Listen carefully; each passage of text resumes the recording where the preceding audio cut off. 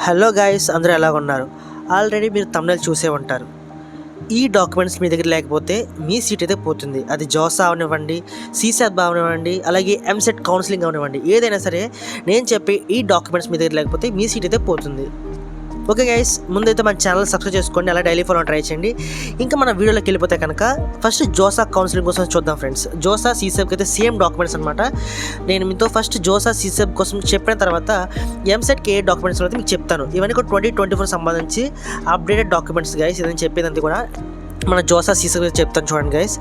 మీ 10th class certificate, ఎందుకంటే మీ యొక్క date of birth proof కావాలి కాబట్టి ఒక డేట్ ఆఫ్ బర్త్ సర్టిఫికేట్ కానీ, లేదా ఆధార్ కార్డ్ కానీ, లేదా 10th క్లాస్ సర్టిఫికేట్, మ్యాక్సిమం అందరూ కూడా 10th క్లాస్ సర్టిఫికేట్ అయితే పెడతారు ఫ్రెండ్స్.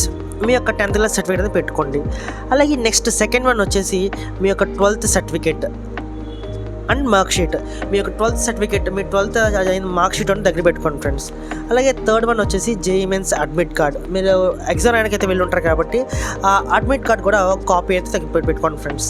అలాగే ఫోర్త్ డాక్యుమెంట్ వచ్చేసి సెల్ఫ్ డిక్లరేషన్ ఫామ్ అని ఉంటుంది కదా, మీ ఆల్రెడీ మీ అడ్మిట్ కార్డ్ కింద ఆ ఫామ్ ఒకటి. అలాగే ఫిఫ్త్ వన్ వచ్చేసి మీ యొక్క కేటగిరీ సర్టిఫికేట్. మీరు ఎస్సీ ఎస్టీ ఏమైనా సరే మీ యొక్క క్యాస్ట్ సంబంధించి మీ యొక్క కేటగిరీ సర్టిఫికేట్ అనేది దగ్గర పెట్టుకోండి ఫ్రెండ్స్.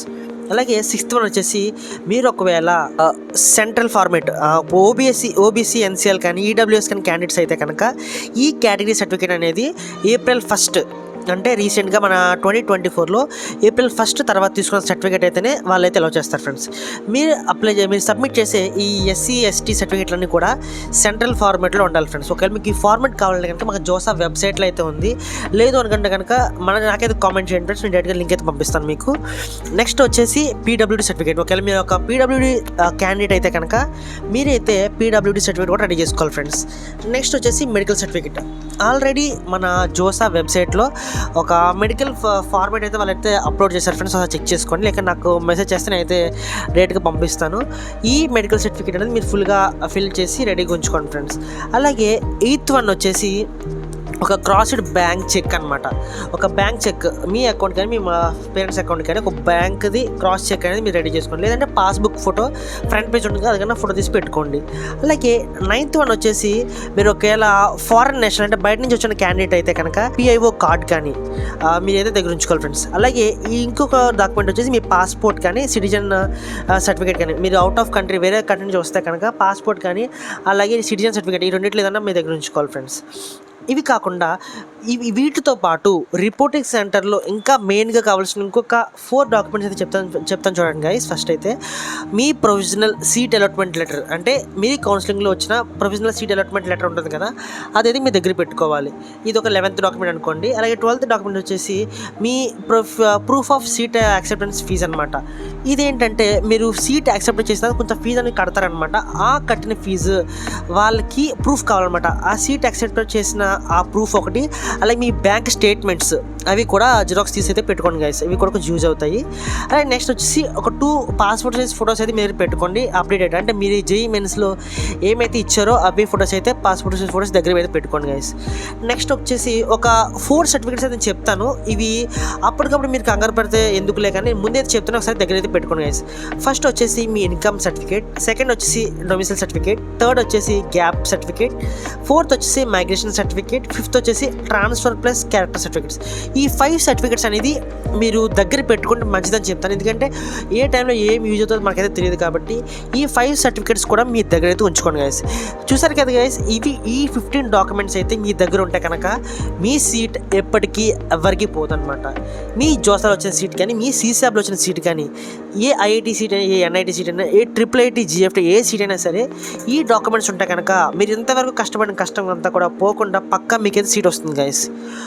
ఓకే గైస్, నెక్స్ట్ వచ్చేసి ఇప్పటివరకు మన జోసా సీసాబ్ చూసారు కదా.